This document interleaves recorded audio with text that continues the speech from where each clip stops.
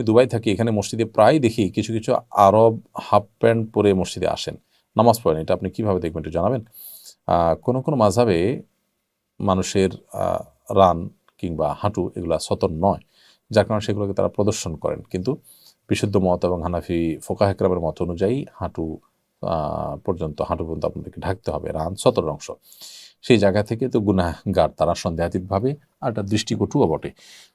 সেই জায়গা থেকে এরকম করা যাবে না।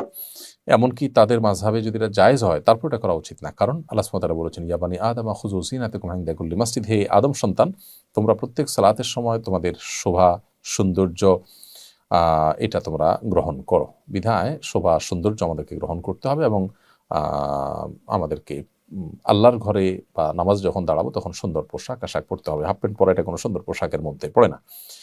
কোনো সমাজেই অফিসে, আদালতে, মিটিংয়ে, সিটিংয়ে এটা সাধারণত অ্যালাউড হয় না।